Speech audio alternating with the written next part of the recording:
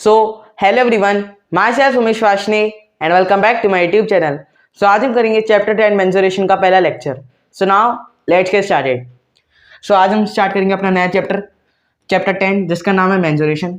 सो mensuration में इस chapter में हम देखो मेंसुरेशन आपका क्या होता है, आपको कैलकुलेशन करनी होती है 2D शेप्स के बारे में और 3D शेप्स की चीज़ों में। 2D शेप्स क्या होती हैं, जब मैंने आपको चैप्टर 5 करा था हमने अंडरस्टैंडिंग एलिमेंट्री शेप्स, तो उसमें मैंने 2D शेप और 3D शेप बताया था। तो 2D शेप आपकी कौन कौन सी हो गई, सर्कल, ट्राइंगल, है ना, जो सिर्फ सरफेस पर बन सकती हैं, है ना। स्क्वायर हो गया, रेक्टेंगल हो गया, ट्राइंगल हो गया, सर्कल हो गया, ये सारी 2D शेप्स हैं, ठीक है। और ये सारी हो गई 2D शेप। 3D शेप क्या होती हैं, जो एकदम सॉलिड हो, जिन्हें हम हाथ में पकड़ सकें। क्या हो गई, क्यूब हो गया, है ना, स्पीयर हो गया। ये अभी आपको सर्कल जैसे दिख रहा होगा, मैंने स्पीयर ऐसे ही बनता है। स्पीयर क्या होता है, जैसे दिखाने के लिए नीचे शेडो बना देते हैं, जैसे आपकी बॉल है, अर्थ है, ये एक स्पीयर है ना। ये सब मैंने आपको बता चुका हूँ। कोन हो गया, ये सारी 3D शेप्स हैं। इन सब के बारे में अभी आप नहीं पढ़ोगे, ये हायर क्लासेस में जाके आप पढ़ोगे। अभी आपको क्या पढ़ना है, 2D शेप्स के बारे में। और 2D शेप में भी क्या क्या पढ़ना है, स्क्वायर, मेनली स्क्वायर और रेक्टेंगल।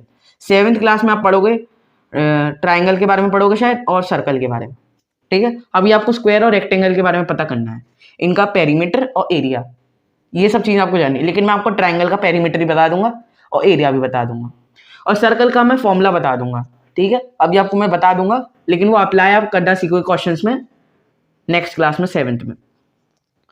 सो मेंसुरेशन में बेसिकली हम 2D शेप्स और 3D शेप्स की कैलकुलेशन, उनकी अलग अलग प्रॉपर्टीज की कैलकुलेशन करते हैं।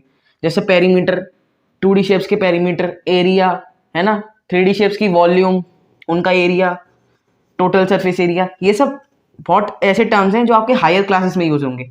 अभी आपको कौन से 2 टर्म्स इस्तेमाल करने हैं, पेरीमीटर और एरिया, वो भी किसके बारे में, सिर्फ 2D शेप्स के बारे में। और 2D शेप्स में ही मेनली कौन से, स्क्वायर और रेक्टेंगल। पेरीमीटर क्या होता है, मान लो आपने एक रेक्टेंगल बनाया, तो इसकी ये जो बाउंड्री है, इसकी लेंथ, टोटल लेंथ, जैसे मान लो आपने इस पॉइंट से चालू करा, तो यहाँ से लेके पूरी आपकी यहाँ तक टोटल लेंथ, वो हो गया आपका पेरीमीटर। पेरीमीटर क्या होगी, the total the length of, है ना, the total length of boundary of any shape, है ना, of any closed figure is known as its perimeter. जो इसकी लेंथ होगी इसकी बाउंड्री की, लेकिन क्लोज होनी चाहिए, उसे हम कहेंगे पेरीमीटर, ठीक है। ये सर्कल का भी हो सकता है ना। जब सर्कल के पेरीमीटर की बात करते हैं तो उसे हम कह देते हैं सर्कमफ्रेंस। यह भी आपको पता नहीं होगा, मैं बता देता हूं। जब हम सर्कल के पेरीमीटर की बात करते हैं तो उसे हम कहते हैं सर्कमफ्रेंस, ठीक है। और नॉर्मल जो मतलब पॉलीगन्स होते हैं उनके हम पेरीमीटर को पेरीमेट्री कहते हैं, लेकिन सर्कल की जो लेंथ होती है बाउंड्री की, उसको हम कहते हैं सर्कमफ्रेंस। यानी जैसे हम स्क्वायर और रेक्टेंगल का पेरीमीटर निकालेंगे, वैसे ही हम सर्कल का सर्कमफ्रेंस निकालेंगे। तो बात करते हैं स्क्वायर की। स्क्वायर में आपको एक चीज पता होगी, देखो इस लेक्चर में हम बेसिकली पेरीमीटर के बारे में डिस्कस करेंगे, इससे अगले लेक्चर में हम एरिया के बारे में पढ़ेंगे। उससे पहले जो हमारी एक्सरसाइज पेरीमीटर के ऊपर बेस्ड होगी हम वो करेंगे। तो एरिया का ये लेक्चर नहीं है, इसमें से हम पेरीमीटर की बात करेंगे। बात करते हैं स्क्वायर की। तो देखो स्क्वायर में क्या है, 4 साइड होती हैं, क्योंकि एक क्वाड्रिलेटर है। क्वाड्रिलेटर क्या होता है, एक ऐसा पॉलीगन जिसकी 4 साइड होती हैं। क्वाड से ही समझ रहे हो, क्वाड मतलब 4 साइड्स। और आपको पता होगा इसकी चारों साइड इक्वल होती हैं, है ना, चारों साइड आपकी इक्वल होती हैं। तो इसका पेरीमीटर क्या हो सकता है, आप करोगे या तो आप सम कर लो चारों साइड का। मान लो ये 4 है, ये 4 है, ये 4 है, तो 4 + 4 + 4, है ना, 4 + 4 4 + 4 कितना हो गया, 6, 8 + 8 कितना हो गया आपका 16 सेंटीमीटर। ये सेंटीमीटर में दिया है, तो ये आपका पेरीमीटर हो गया इस फिगर का। आपने चारों साइड दी है, उसको आपने प्लस कर दिया तो हमारी टोटल लेंथ बाउंड्री आ गई इस फिगर की, तो ये हमारा पेरीमीटर हो गया।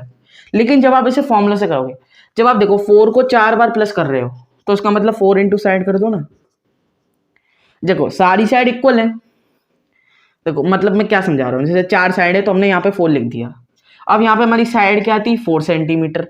अब आपने इसे 4 बार प्लस करा, तो आप डायरेक्टली उस साइड को 4 से मल्टीप्लाई कर दो। देख लो 4 को 4 बार प्लस करा तो आपका ये 16 आया। अब आप डायरेक्टली 4 को 4 से मल्टीप्लाई कर दो। आपको कोई भी साइड दी उसको आपको 4 से ही मल्टीप्लाई करना है, क्योंकि स्क्वायर में 4 साइड्स होती हैं और सारी साइड्स इक्वल होती हैं, इसलिए हम डायरेक्टली 4 से मल्टीप्लाई कर रहे हैं। तो 4 × 4 = 16 हो गया। ये ऐड करने की बजाय आपने डायरेक्टली 4 से मल्टीप्लाई कर दिया। अब मान लो 5 दी होती तो 4 इंटू 5 कर दो आप, कितना आ गया 20 सेंटीमीटर। तो पेरीमीटर समझ गए, total length boundary of any closed figure is known as its perimeter. ठीक है, अब बात करते हैं रेक्टेंगल। स्क्वायर का फॉर्मूला क्या होता है, 4 इंटू साइड, या फिर लिख सकते हैं 4s। ये 4s क्यों है 4 इंटू साइड, ये आप समझोगे जब आपका चैप्टर आएगा एलजेब्रा। ठीक है, अब बात करते हैं रेक्टेंगल के फॉर्मूला की, इसे बिठा लेते हैं। देखो रेक्टेंगल में आपने क्या पढ़ा था, ये सब बिठा देता हूं।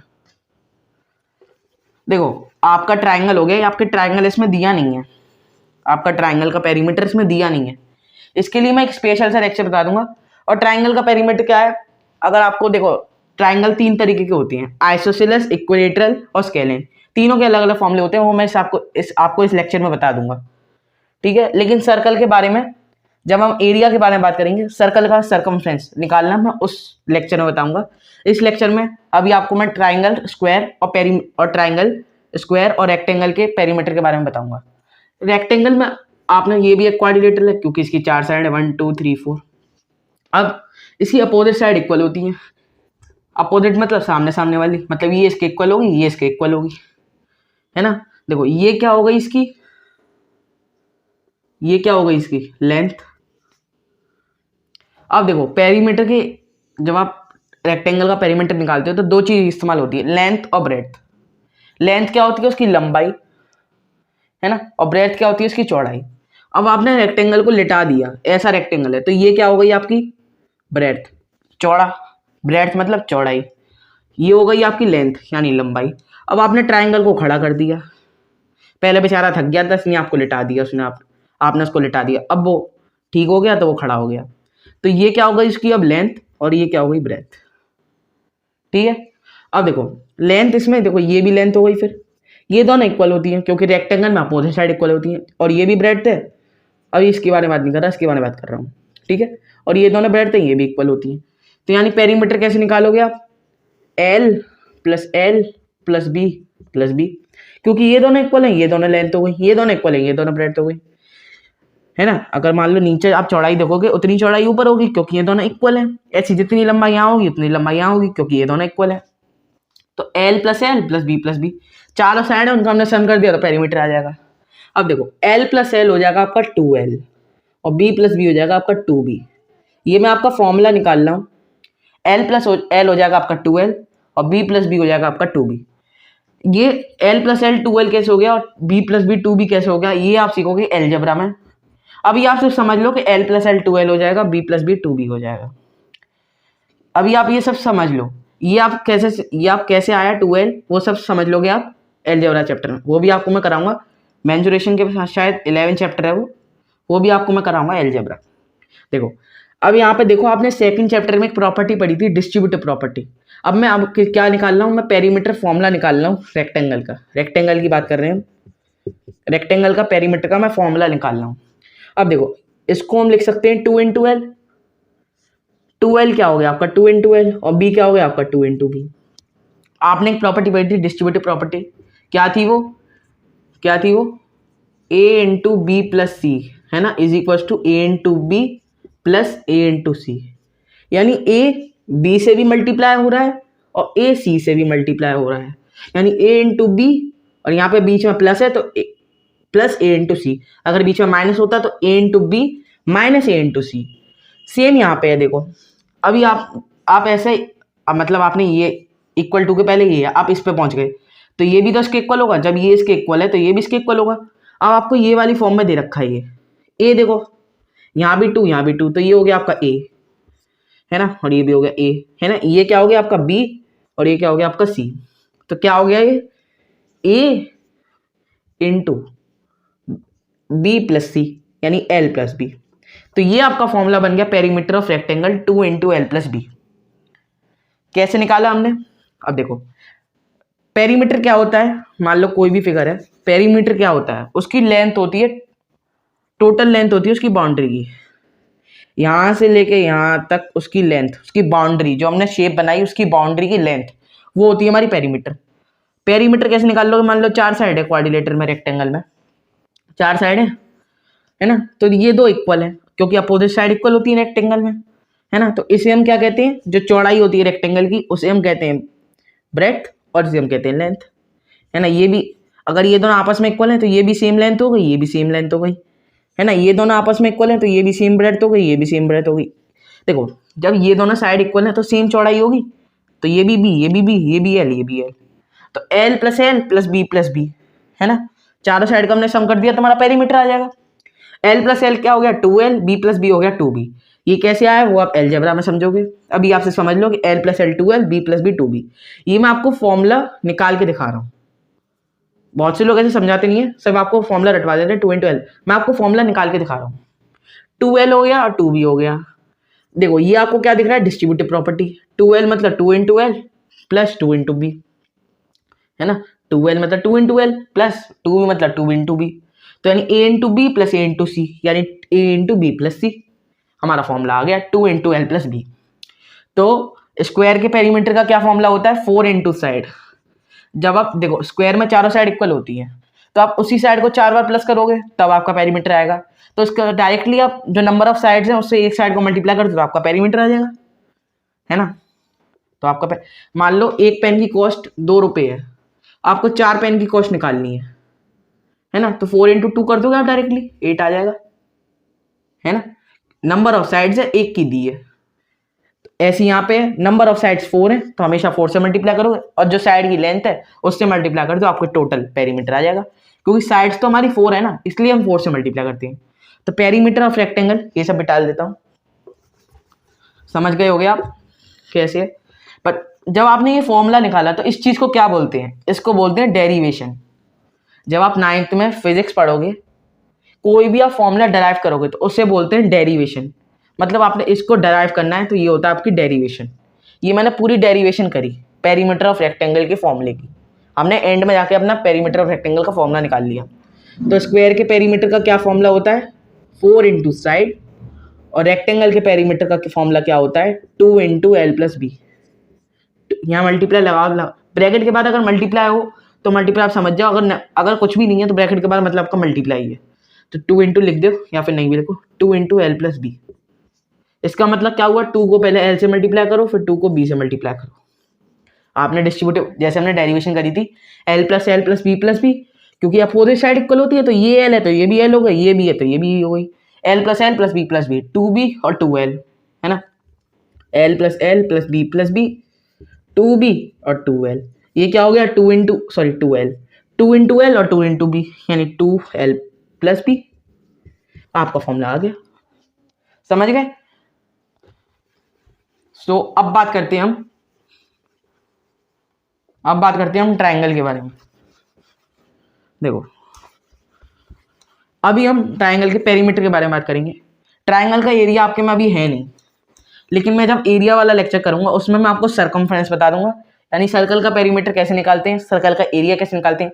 वो अभी आपके कोर्स में नहीं है, लेकिन आप समझ जाओ उसमें इतना कुछ कठिन भी नहीं है, ठीक है। तो मैं आपको निकालना सिखाऊंगा। अभी बात करते हैं हम ट्रायंगल के पेरीमीटर की। ट्रायंगल देखो 3 तरीके के होते हैं, इक्विलेटरल, आइसोसेलेस, मैं आपको बता चुका हूं, और स्केलिन। इक्विलेटरल में क्या होता है, तीनों साइड इक्वल होती है ना। ये पेरीमीटर की बात कर रहा हूं मैं ट्रायंगल की। इक्विलेटरल में क्या होता है, 3 साइड इक्वल होती है। आइसोसेलेस में क्या होता है, 2 साइड इक्वल होती है। स्केलिन में क्या होता है, तीनों साइड अनइक्वल होती है। तो इनका पेरीमीटर कैसे निकालेंगे, देखो जब हमने स्क्वायर में दिखा था तो उसमें 4 साइड थी और चारों साइड इक्वल थी, तो हमने 4 into साइड कर दिया था। जैसे मान लो 4 पेन है, एक की कॉस्ट ₹2 है, तो आप सारे की कॉस्ट कैसे निकालोगे, 4 into 2 करके, क्योंकि एक की दी है, ज्यादा की निकालनी है तो 4 into 2 कर दोगे। क्योंकि नंबर ऑफ पेन हमारे पास 4 थे तो हमने 4 से मल्टीप्लाई कर दिया। अभी नंबर ऑफ पेन 5 होते तो 5 into 2 यानी 10 हो जाता है ना। अब यहाँ पे नंबर ऑफ स्क्वायर में नंबर ऑफ साइड्स क्या थी, 4 साइड्स थी, नंबर ऑफ साइड्स 4 थी स्क्वायर में, क्योंकि वो एक क्वाड्रिलेटरल है। तो और सारी साइड इक्वल थी, तो अगर एक से मल्टीप्लाई कर दोगे एक, क्योंकि सारी चीज इक्वल है।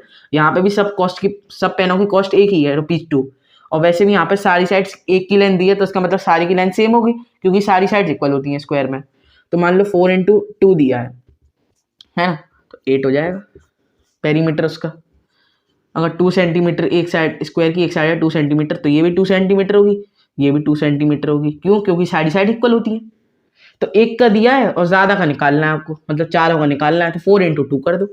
तो ऐसा हमारा फॉर्मूला बन गया। अब यहाँ पे 3 साइड है और तीनों की तीनों इक्वल है, तो 3 नंबर ऑफ साइड हो गई। और जो भी हमारी एक लेंथ की एक साइड की लेंथ है उसे हमने एस मान लिया। स्क्वायर में भी हमने एस माना था, यानी 4 इंटू साइड, यानी इसका फॉर्मूला हो गया 4s पेरीमीटर। पेरीमीटर क्या हो गया स्क्वायर का 4s। तो यहाँ क्या हो जाएगा 3s, 3 इंटू एस यानी 3s। 3 को साइड से मल्टीप्लाई कर दो। अब आप बोलोगे सारी साइड्स इक्वल हैं इसलिए हमने साइड से मल्टीप्लाई कर दिया। अगर सारी साइड अनइक्वल होती जैसे स्केलेन में तो वो मैं बताऊंगा, ठीक है। तो इक्विलेटरल ट्रायंगल के पेरीमीटर निकालने का फॉर्मूला क्या है? 3 इंटू साइड, क्योंकि सारी साइड्स इक्वल हैं तो आप 3 को साइड्स मतलब एक साइड को 3 से मल्टीप्लाई कर दो तो आपका पेरीमीटर आ जाएगा, क्योंकि सारी साइड्स इक्वल है। अगर सारी साइड इक्वल नहीं है तो ये फॉर्मूला नहीं होगा अप्लाई। अब बात करते हैं स्केलिन की। स्केलिन देखो सारी साइड अनइक्वल होती है, ये अलग है, ये अलग है, ये अलग है, तीनों साइड अनइक्वल है।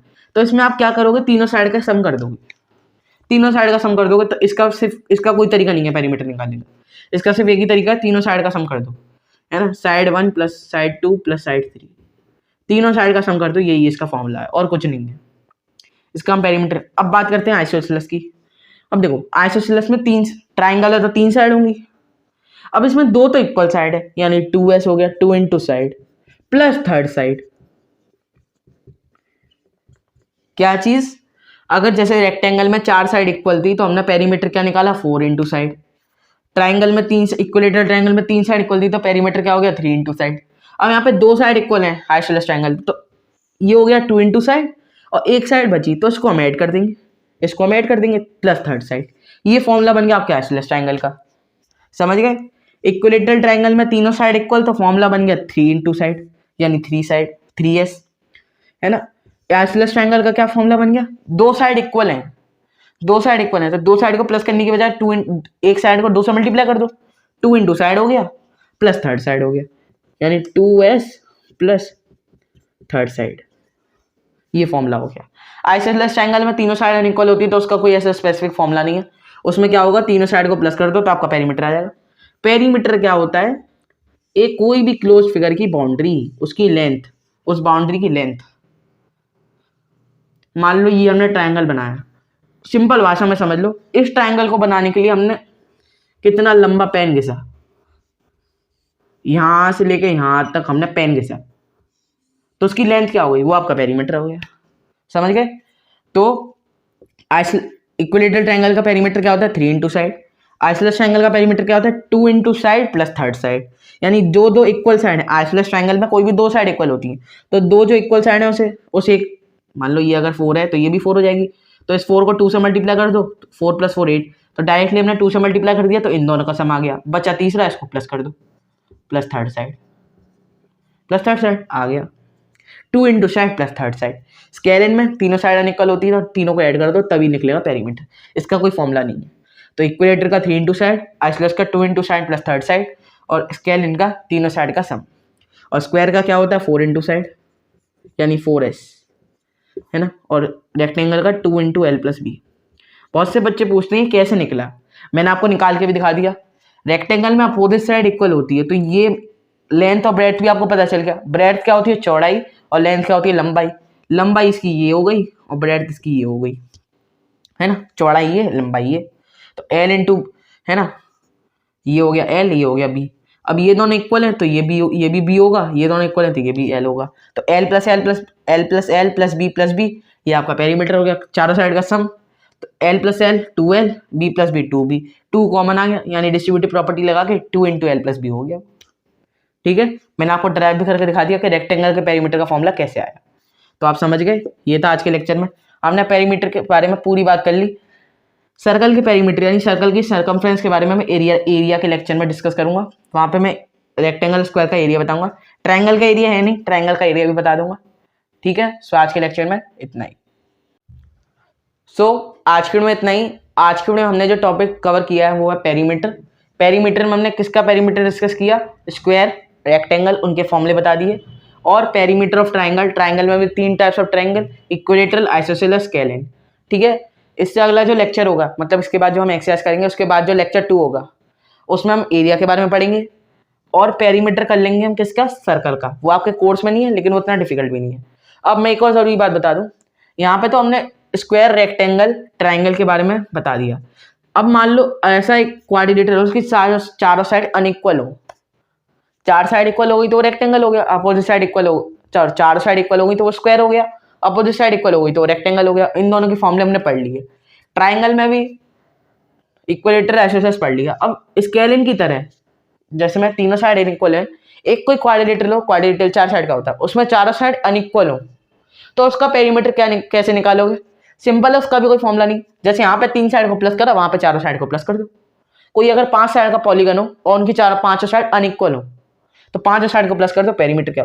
पेरीमीटर बेसिकली क्या होता है, लेंथ होती है बाउंड्री की। लेंथ होती है बाउंड्री की, तो जितनी साइड है वो आपकी बाउंड्री होगी, तो सारी साइड को प्लस कर दो, आ गया पेरीमीटर। ऐसे ही अगर आप इनमें भी फॉर्मूला नहीं लगाओ, इनमें भी सारी साइड का प्लस कर दो, तब भी आ गया पेरीमीटर। लेकिन सबको प्लस करने से बढ़िया फॉर्मूला अप्लाई कर दो, इसलिए इसके फॉर्मूले आ गए। अब ट्राइंगल में तीन साइड है, तीनों साइड इक्वल है, तीनों साइड को इक्वल को प्लस कर दो तब भी पेरीमीटर आ जाएगा, और 3 इंटू साइड कर दो तब भी पेरीमीटर आ जाएगा। तो ये से फॉर्मूले आसान करने के लिए बनाए गए हैं। पेरीमीटर क्या होता है, सम ऑफ ऑल साइड्स। कोई भी पॉलीगन के लिए पेरीमीटर क्या होता है, सम ऑफ ऑल साइड्स। अब सर्कल एक पॉलीगन नहीं है ना, सर्कल लाइन सेगमेंट से नहीं बना, सर्कल है शेप लेकिन वो पॉलीगन नहीं है। तो सर्कल में साइड क्या होती है, तो सर्कल का पेरीमीटर अलग तरीके से निकाला जाता है, यानी सर्कल की सरकमफ्रेंस अलग तरीके से निकाला जाता है। ठीक है, तो कोई भी पॉलीगन का पेरीमीटर निकालना हो तो उसका मतलब क्या है, सम ऑफ ऑल साइड्स। ठीक है, यहाँ पे कुछ प्रॉपर्टीज थी। ट्राइंगल में तीनों साइड इक्वल है, 3 इंटू साइड, दो साइड इक्वल है, 2 into side plus third side. Scalene में तीनों साइड अनइक्वल थी तो तीनों साइड को प्लस कर दो, पेरीमीटर आ जाएगा। ऐसी कोई भी क्वाड्रिलेटरल दिया हो या कोई भी पॉलीगन दिया हो जिसमें सारी साइड अनइक्वल है, तो सारी साइड का सम कर दो, आपका पेरीमीटर निकल आएगा।